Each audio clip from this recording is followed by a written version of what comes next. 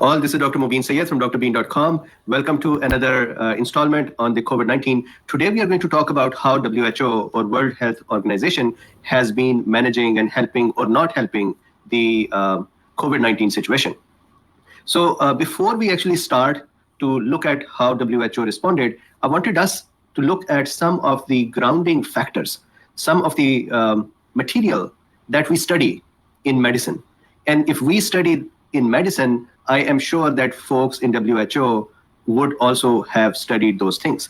And then what I would like to do is once we have that foundational concepts and mechanisms in front of us, then we would see if WHO was thinking using those kind of informations available or not. So let's start. It is a fascinating discussion today. One part in this discussion that is missing is the WHO's approach towards the treatment. We can probably talk about that later, but that in itself is a very long topic. I have selected a few other topics which we would like to discuss. So let's do this. So I'm going to share my screen and we would, let's ground ourselves first. So grounding of this is that let's say you are becoming a doctor or you're becoming a nurse or you're becoming a healthcare professional. And I would hope that there are so many folks within WHO that have become doctors and that have studied medicine. So let's say you're studying medicine, here is what's going to happen. And everything that I have over here, there is a reference. So let's look at the reference. Look, I'm going to show you 3 books. One book is called Medical Microbiology Made Ridiculously Simple. We study this when we are doing medicine or when folks do USMLE or United States Medical Licensing Examination. Then I would show you another book called Medical Microbiology. Then I'll show you one more book called JAWERTS. These are all great textbooks. And so let's look at them to understand some of the facts about the coronavirus. So here, this one is Microbiology Made Ridiculously Simple. And this book is 2014. This book's edition that I have here is 2014. So mind you that in 2002, we had SARS-CoV-1 outbreak. 2013 there was 2012 and 13, there was MERS-CoV outbreak. That is not very well written here, but the previous one is written. And if you look at it, so imagine if you are in WHO and you had already become a doctor, then you may have come across this book. Or if you are in WHO, you may want to read textbooks as well. So check this out. Coronavirus is here. In November 2002, there was an outbreak of severe atypical pneumonia in China. The cause of this outbreak was not known. So then if you see here in early 2003, this disease had spread to Hong Kong. So they're looking at it that how this disease was. And look at the book. This is 2014. The book says it had gone to Hong Kong, Singapore, Toronto, Canada, and the syndrome was called SARS. Within a few weeks of the description of the syndrome, it was discovered that SARS is caused by a virus called novel coronavirus. This is not 2019 we're talking about. This is 2014. So if you are a doctor or a healthcare professional, you would have read it. Then they're talking about what coronavirus is. And then they say before the outbreak was controlled, it had spread to 29 countries and territories and infected over 8,000 people. So if you are a doctor remember in the beginning when I started teaching, I used to go and read the textbooks. Much of the information was in there. Then the same book says, the primary mode of transmission is is thought to occur via direct or indirect contact of mucous membranes, eyes, nose, or mouth. This is 2014, talking about eyes, nose, or mouth. Nowadays, when we get the information, it seems like this is all new to entities I'm talking about. With the infectious respiratory droplets. Remember, the debate is still going on, is it droplet or not droplet? And WHO said on 14th January, I believe, that there is no clear evidence of human-to-human interaction. Here is a book. And then I'm going to go to the second book over here. This is Medical Microbiology, 8th edition. And if you see here as well, so this is textbook. And they're talking about coronaviruses. I think this is a more recent book, but again, before 2019. Coronavirus have caused outbreaks of severe acute respiratory syndrome in China and the Middle East respiratory syndrome or MERS-CoV. And then they're talking about how the coronavirus looks like. That is the shape of coronavirus. Then down here, pathogenesis of clinical syndrome. Most human coronaviruses have an optimum, look at this one, has an optimum temperature of viral growth of 33 degrees centigrade to 35 degree. And then animal coronavirus, including SARS-CoV and MERS-CoV, have replication at 37 degree and can cause systemic diseases. So this is not something that is new to us. We should not be saying, or the folks in WHO should not be saying that, hey, we just found out it can cause gastroenteritis. Look at this. The virus is most likely spread by aerosol. This book is, I think, 2016 or so. And it is in the book here. It is in the book here. The virus is most likely spread by aerosol. So one of the book is saying it is spread by droplets. The other one is refining it further and saying it is likely by the aerosol. I know that there are going to be people who are going to say books are wrong. So when we start denying all kind of information, then I can't argue with that. But if you look back many years, the information was available. Then look at this. SARS-CoV and MERS-CoV are zoonoses. The outbreak of these viral diseases have occurred when the animal reservoirs have come in contact with the man. SARS-CoV and MERS-CoV are cytolytic viruses that can replicate at body temperature in epithelial cells, lymphocytes, leukocytes. A combination of viral pathogenesis and immunopathogenesis causes significant lung, kidney, liver, and GIT damage and depletion of immune cells. Isn't this interesting that today these news come to us as if it is something new? And this is a book which has talked about immune system dysregulation. They are talking about immunopathologies. They're talking about lung damage, kidney damage, liver damage, GIT damage. So this is one more book. And the reason I'm putting that in front of us, I'm creating a groundwork for us to see that this information was available to every healthcare professional, and most importantly, WHO. They are the leaders of the healthcare. YouTube removes my videos, or Twitter removes, or Facebook removes our posts because the WHO said something that we have disagreed with. Well, I think they need to now go and burn these books as well. Look at this, treatment and prevention and control. Strict quarantine of infected individuals. Look at this. This is a book written before this. Strict quarantine of infected individuals and screening for fever in travelers from a region with an outbreak of SARS-CoV-2 and MERS-CoV limits spread of the virus. If somebody had just opened up a book, maybe someone who was leisurely roaming around in WHO galleries would sit down somewhere and open up a microbiology book just with their coffee, they might have found this out. Now, here is one more book, Javits. Javits says, the receptor for MERS-CoV is DPP4, that is fine, we know that. And then if I continue here, pathogenesis. In contrast, the outbreak of SARS-CoV in 2003 was characterized by severe respiratory illness, including pneumonia, progressive respiratory failure. Virus can be detected in other organs, including kidney, liver, and small intestine, and in stool. This was written in the books. The MERS-CoV outbreak beginning in 2012 was also characterized by pneumonia and respiratory failure, though most patients who died had medical comorbidities. So we also knew that there can be comorbidities, and the patient with comorbidities are more at risk. Did we need someone to come and tell this again? So these are the questions for WHO when today I'm talking about when I say we. Coronaviruses are suspected of causing some gastroenteritis in humans. There are several animal models of enteric coronaviruses, including transmissible gastroenteritis. So fine, these are the books. Here is another book, Lippincott. I did not look at that. But now if I go back here, look at this. In the books, it was clear that the disease was respiratory. It can cause GIT issues. It can cause kidney issues. It can cause cardiovascular system issues. It can cause systemic issues. We knew this, or people in WHO should have known this. Droplets and aerosol and fomites, there was no fight about it. WHO said, and let me show you this. You'll be surprised at this. There is a tweet here by WHO here. This is actually WHO's tweet. Look at this. Preliminary investigation conducted by the Chinese authorities have found no clear evidence of human-to-human transmission of the novel coronavirus 2019 nCoV. This is January 14, 2020. Look at this statement and then look at the books. This statement is an oxymoron. Coronavirus and then no human-to-human transmission. I can only imagine that imagine if this was pangolins or this was civet cats. They had made a line throughout the world to go and deliver coronavirus by themselves to human beings. And this is in the books. And here is WHO. Who was writing these tweets? Did they not even have a copy of the Javits or something? Maybe we should all pitch in 1 cent each person and buy a Javits and send it to WHO. Okay, so then these books say this moves from animal to humans, causes outbreaks. International air travel helps spread this. And WHO did not agree for the restriction of air travel for a long time, and I'll show you that. And the books say that there are super spreaders. So somewhere in these books, over here,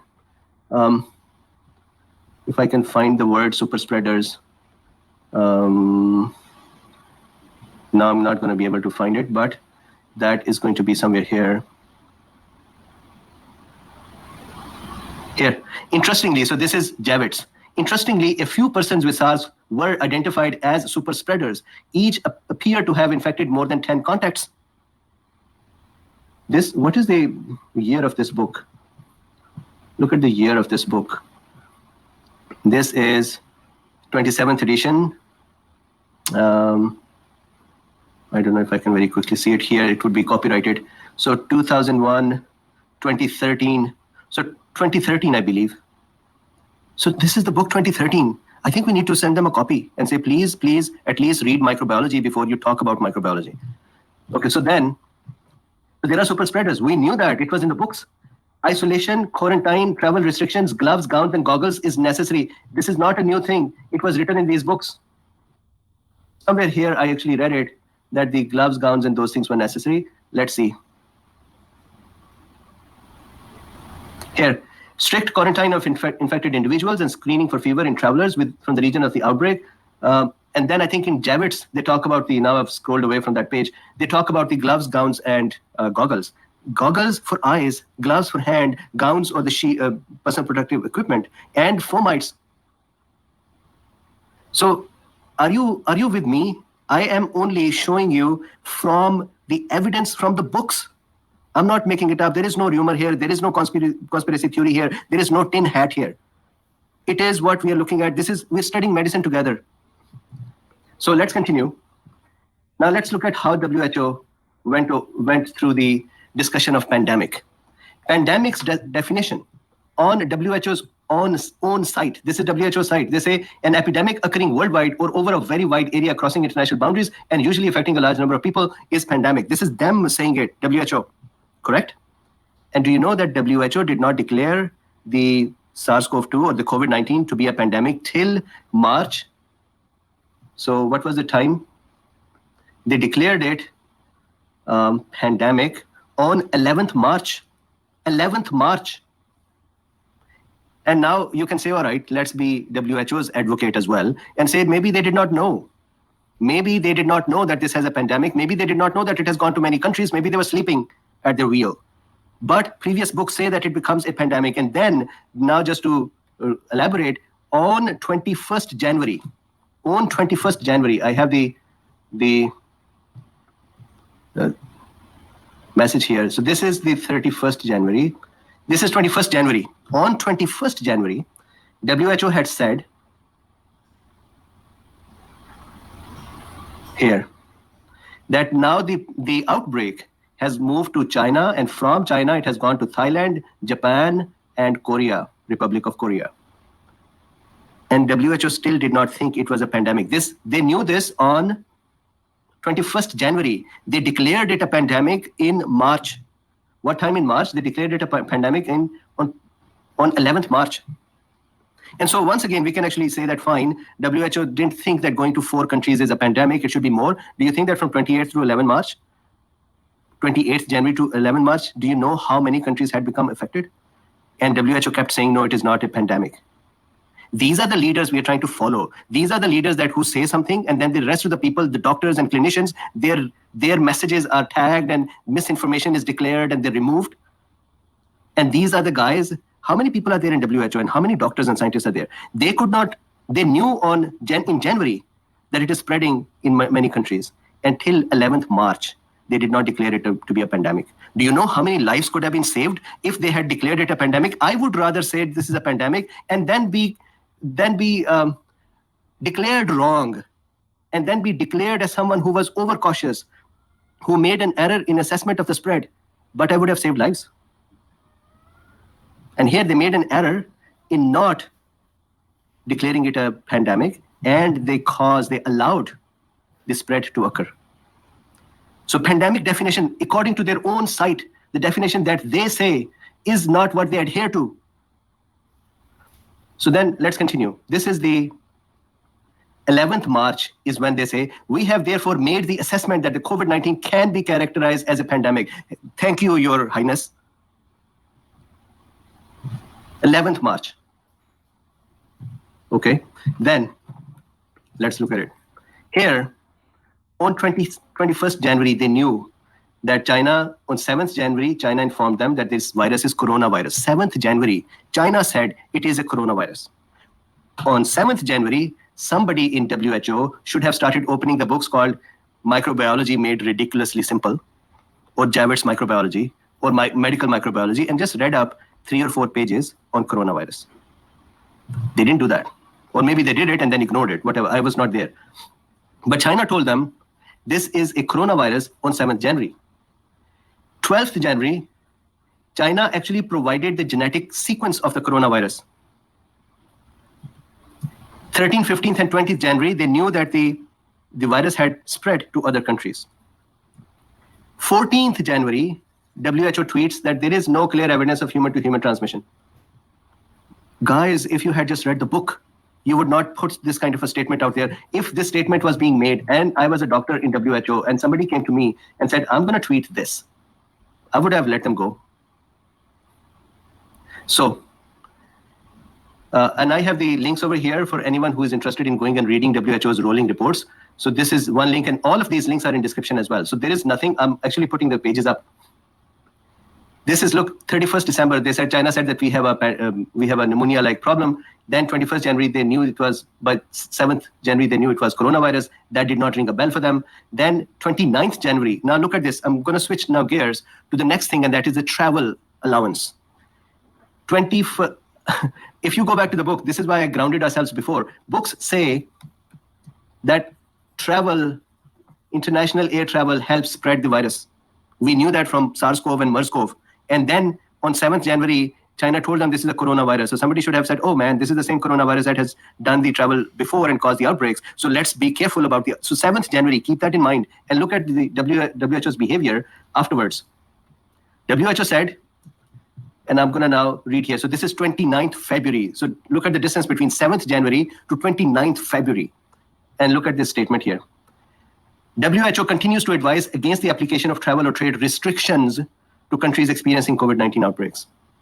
Can you imagine this? Just read it once more. WHO continues to advise against the application of travel or trade restrictions to countries experiencing COVID-19 outbreak. In general, evidence shows that restricting the movement of people and goods during public health emergencies is ineffective in most situations and may divert resources from other interventions. Guys, go read a book. It's less than $50. I really want, if we can cool beans, can pitch in 1 cent each and make it $50 and purchase a Javet's or Medical Microbiology and gift it to the heads of WHO and say, guys, please, before you make next statements, can you please read them? Or send those books to Google and YouTube and Facebook so they can burn them. Okay, so continuing. Hydroxychloroquine debacle. We all know about this one. And I have the links here. This is all WHO. Before I go there, look at this. WHO has admitted an error in its assessment of Wuhan coronavirus. This is 28th January. And they're saying the assessment, this is 28th January. They're saying, here, in Geneva-based UN agency said in Situation Report late Sunday that the risk was very high in China, high at the regional level, and high at the global level. Even then, so this is what? This is 28th January. Even then, they did not declare it a pandemic till 11th March. January, February, March, they knew what was happening. They were adjusting their risk assessment, but were not courageous enough to say it is a pandemic. Anyways, going back to the hydroxychloroquine. So now if you see here, here is the hydroxychloroquine issue. On 27th May, and we are all aware of it. I've just compiled these things together as a WHO's performance review. And I have not done the medical management part of the performance review. May 22nd, this is when the Surgisphere study came out, that fake study or fraud study. That came out on 25th May, WHO stops the hydroxychloroquine. So now think about it for a second. A study comes out and WHO just has a knee-jerk reaction and says, oh, well, we're going to stop it right now. Can you imagine an organization of this size and this responsibility of leadership to just listen to anyone and just come back simply and say, okay, today Mr. Mubin said this, and tomorrow we're going to have an about turn. Then 2 days later, Mubin said something else, and we would have one more about turn. This is what they were doing. This is what we are following, and we are asked to continue to follow. Again, WHO has resources. They have doctors. It is their responsibility. They can do a good job. They are not doing a good job. So I'm not discrediting WHO as an organization. I am upset with their performance. So here, 22nd May, Sagisphere comes out and says hydroxy is bad. 25th May, WHO says, yes, sir, we would stop hydroxy trial temporarily. Then 3rd June, about 8-9 days away, they say, all right, we're restarting it. Not because they went down into their own data and started looking and trying to understand and collecting evidence. They started doing it because people caught the fraudulent study and raised the voice, which caused the WHO to take an about turn and say, all right, sorry, we would resume it. Then on 5th, the study got retracted. On 17th, WHO stopped the HCQ anyways. And I still remember I had a discussion at this time when they had stopped the HCQ arm. And in that talk, I had talked about this, that the damage that was done, the perception damage that was done to this drug, I knew that in various countries it was being used. Once this news came out that WHO has stopped it, I remember I used to talk with my friends and say, hey, for this patient, give them this HCQ. And they would say, no, WHO says don't do it. Even till to date, when the WHO had resumed and then stopped again, even till to date, there's a mess here. You don't expect this mess from WHO. You would expect this from me, maybe. Mobeen sitting in one place, a small business running, and maybe he made an error. Fine. That may be understandable. WHO doing these kind of things. Okay, let's continue. I want to show you this. So this is WHO saying, first they're stopping, then on June 5th or June 3rd, there was a news that they said, well, we are resuming. Then the study got retracted. Then WHO stops that again. And then finally, let's look at their behavior on masks. Remember, WHO has shown to us that they don't even know it is a human-to-human transmitting virus. Can you imagine this? If you read the book that says it is transmitted by droplets or aerosols or fomites, and these are all created by humans for the human transmission. And here, I did not see, could not find the link where WHO had explicitly said, don't wear masks. But I searched and I found one of the CNN news here. WHO stands by recommendation to not wear masks if you're not sick or not causing for someone who's sick or not caring for someone who's sick. Meaning in general, don't wear masks in public places and all that. This was March 31st. So till March 31st, they were convinced that masks are not necessary. And the books say it's a respiratory infection and it is transmitted by respiratory system. What I'm trying to make a point over here is it is not the hindsight 2020. There were books written in 2014 which was providing a hindsight of that time and providing a forward sight to say if this ever happens, please understand it's a respiratory virus. Respiratory viruses are transmitted by respiratory pathways. And WHO was I'm sure that they were proud, stands by recommendation to not wear masks if you're not sick or not caring for someone who's sick. This is this date. And then June 8th, WHO changes its stance on masks. June 8th, here, WebMD. WHO changes stance, says public should wear masks. This is the date is June 8th. The reason I could not actually find their own pages because when I went to their page for masks, that page had been updated to say you got to wear masks. I think this is the one. So now WHO recommends fabric mask and blah, and they have all of this. We had actually these discussions done before the WHO. That is the time when WHO was saying, oh, you should not wear masks. And we had discussed it before. And here on June 8th, they come back and they say, well, you should wear masks. And this is their latest press release, and it is a riot to read this as well. So back here, as you can see, the leadership provided by the WHO, the way scientific knowledge, or I think any knowledge is built, is at first you read what others have said, and these are the textbooks. Then you do researches, that is your PhD. Then you come up with your own, even in the research, you come up with your own ideas, and then you learn how to test those ideas for being right or wrong. Then you make organizations like WHO in which you bring a mass of people who are trained that way. And then you lead them well and let them lead the rest of the organizations in the world. And here is the debacle. I haven't gone into their management strategies that they have talked about.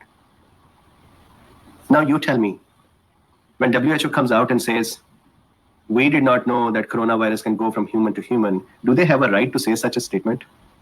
Look at those books.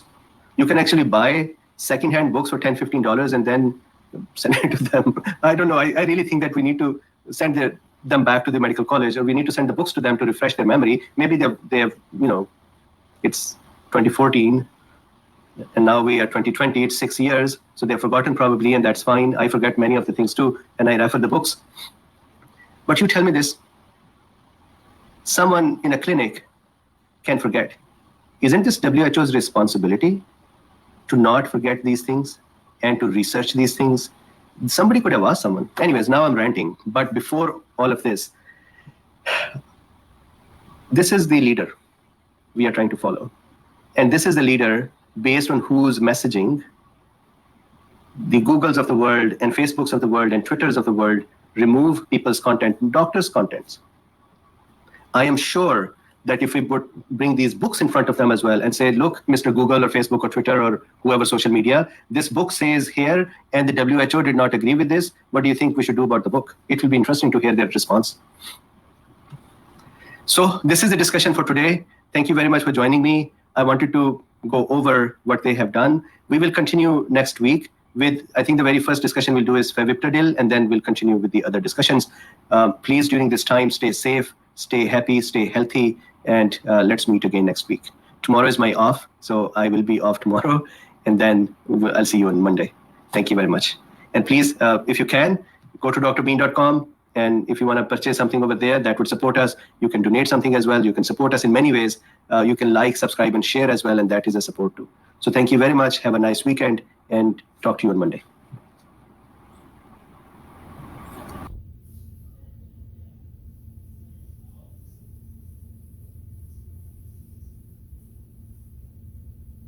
And an important topic today, and that is about the vitamin D. So there's a new study about vitamin D, relatively new. It's about 10, 15 days older, or a month older, something like that. It is a relatively new study which is focused on the COVID-19 patients and the levels of the vitamin D in them.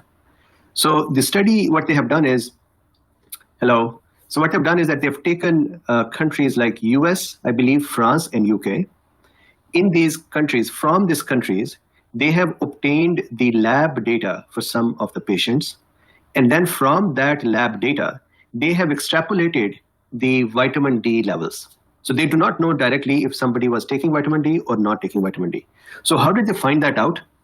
What they did was they had another study, which I'll show you in a second. They had another study which had said in the past that vitamin D and C-reactive protein have a correlation with each other. So there's another protein, and I'll discuss that protein as well. I'm giving you a summary of the discussion today. So there was a study that showed that vitamin D and C-reactive protein have a correlation with each other.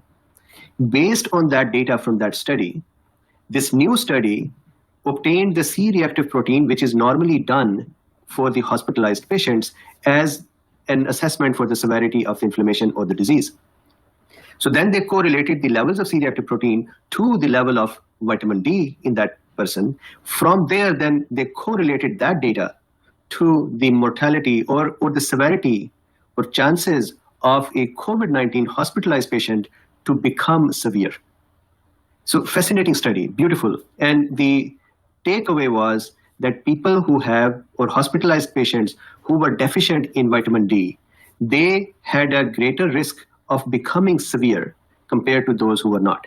So that is a very, very important thought. And the C-reactive protein, to use that to kind of as a surrogate for vitamin D, as a representative of vitamin D, is a very interesting idea as well. So I wanted to make sure that we look at the study together and understand once more how vitamin D is helping in the early stage of the disease as well. So just like hydroxychloroquine and zinc, in the early part of the disease, making sure that the patient doesn't go from, or the chances of a patient becoming severe are less. That is the same case for vitamin D as well. So let's look at this one.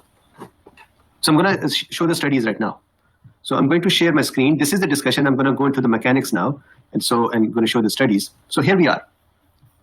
The study, what they found was that reduced vitamin D levels lead to increased risk of CRP. So this is the correlation that they have.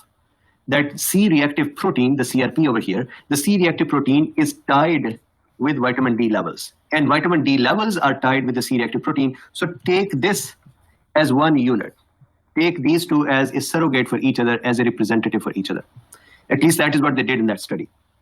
Now, when the vitamin D level is low, that increases mortality and morbidity, or that increases the chances of a patient becoming severely ill because of the following mechanism. Number one, innate arm response of our immune system is blunted or it is reduced in the vitamin D deficient patients. And we will discuss that today. We have talked about it many times before as well. Number two, because the innate arm is not working correctly, innate arm is like the first responder. So let's say this is the wall, and here is the pathogen. When the pathogen attacks us, the very first responders or defenders are the innate arm. And the innate arm cells, where they take care of the virus until the adaptive arm, which is the T cells and B cells, that becomes ready in 7 to 10 days. So in this study, they had used the readying time of the adaptive arm to be 7 days.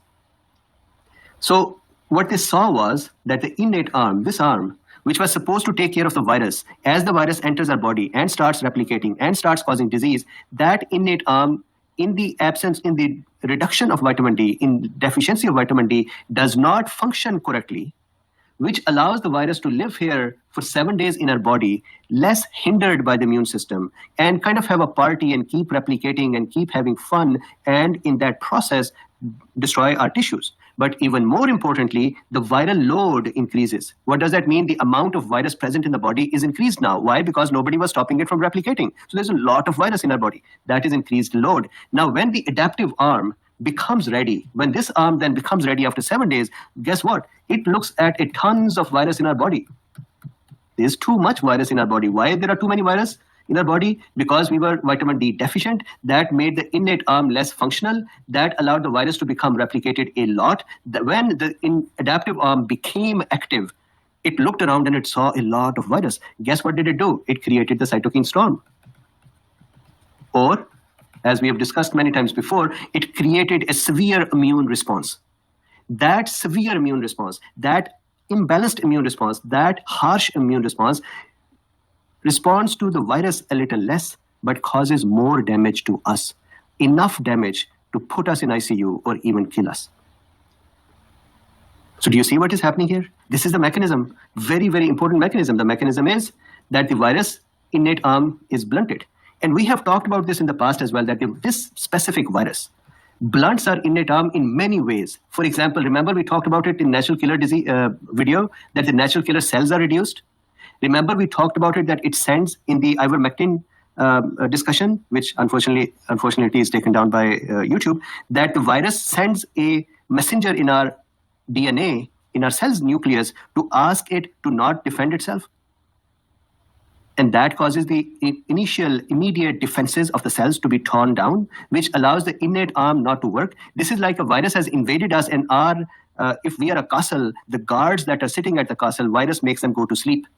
Then the virus has all the world to it. It goes and replicates until the internal defenders wake up in 7 days. Till that time, the virus has replicated so much that when these defenders, the adaptive arm, when they wake up, they have a harsh response, which ends up damaging us. Yeah, so Nomad says that, did you say that HCQ and zinc should be beneficial in the early stages of the disease? Shame on you for telling the truth. YouTube is going to slap you. Yeah, so that has already happened. They've already taken down much of my videos. We talked about this, Nomad, yesterday as well. So I'll keep saying it. They'll keep taking my videos down. So what can I do? All right. So back here. So is this clear? So Silva Siren says, what is your reason for the YouTube removing your videos? I have no idea. They should know. They just flag my videos as inappropriate content and simply say that it needs to be removed. So see here, this is the study. Somebody had asked me what is the study. It is in MedRxiv. The study is April 30. So that was recent in my opinion, about 17 days ago. The study says the possible role of vitamin D in suppressing cytokine storm and associated mortality in COVID-19 patients. Possible role of vitamin D. I have the study downloaded. I want to just show you the result here before we go there. Here, read this. It says, let me actually go to the PDF. It would be easier to read it here. So here, I hope you can see this part. It says, vitamin D may reduce COVID-19 fatality by suppressing cytokine storm. Specifically, the risk of severe COVID-19 cases among patients with severe vitamin D deficiency is 17.3%, So with the vitamin D deficiency, the risk of severe case is 17.3%, while equivalent figure for patients with normal vitamin D is 14.6%, a reduction of 15.6%.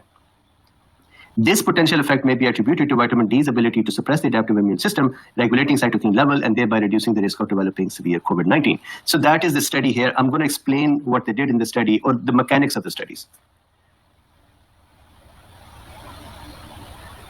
So look at this study here. Once again, this is the study. I'm going to now go into the detail of what they have done. So look, first of all, this is very, very sharp of them that they used C-reactive protein as a representative of the vitamin D levels. So what they did was, here they have another study which they use. So that study is this one. So if you see this study, it says the possible role of solar ultraviolet B radiation and vitamin D in reducing case fatality role. So this is one study they used. This study says that in the 1918 and 1919 influenza pandemic in the US, the patients who were deficient in vitamin D had more severe cytokine storms compared to patients who were not. However, at that time, vitamin D, I think itself was not derived. So the strength of the study is that this said that the patient who were less exposed to sunlight were more prone to developing cytokine storm, because at that time there was no vitamin D supplement. So that is the purity and beauty of this study. So the study had done the analysis on the people who lived at different latitudes within the US, and then the amount of ultraviolet rays available on those latitudes. And they found out that wherever there was more sun available and more ultraviolet rays available, that is where people died less. And those areas of the US where there was less sun available or less intensity of the ultraviolet rays was present, that is where more people died. They also observed that people with the skin that is dark, like mine, that have more pigment in their skin, were also more exposed to the risk of infections or severe infections. So this study that I'm talking about, they used this study as one proof that vitamin D, just an evidence that vitamin D deficiency can cause severe infections. That's one. Then they used this study here, vitamin D and immune system, in which, and I will show this again, that vitamin D helps the immune system become strong on the innate side and also strong on the adaptive side. So I would talk about that as well. Then they have this study. Look at this. This is their backbone study. This was another study which said C-reactive protein and vitamin D deficiency have a correlation. So this study was about the cardiovascular disease. What they were talking about was that when people are deficient in vitamin D and have a higher level of C-reactive protein, these patients or these persons are more prone to having cardiovascular diseases. So the study was aimed at cardiovascular diseases, but in that study, they had looked at a lot of data and correlation between C-reactive protein and the vitamin D. So Shelly, thank you very much. Peer character dancing under a rain of confetti, taking his hat after you. You are amazing. Thank you very much. So back here. So these are the studies that they've used. For us, how do we start thinking about this? Start thinking about it this way, that number one, it is observed in the past that the deficiency of vitamin D levels is observed to have, the patients who are deficient, they're observed to have severe infections, and that is in the flu pandemic in the US. So that is one thing to keep in mind. Second thing to keep in mind is that the people who are low on vitamin D have a corresponding high in the C-reactive protein. So that means if somebody is not present to tell you that they are taking vitamin D or not, but you can measure the C-reactive protein, you can tell if they were taking proper vitamin D or not, or if they had proper vitamin D or not. So here, in this diagram that you're seeing, the function of the C-reactive protein is something else. It's an immediate acute phase reacting protein. It is released from our body when we get an infection, or over here, if you can see, inflammation or infection or trauma or necrosis or malignancy or allergic reactions. The thing is, in the acute phase, there are many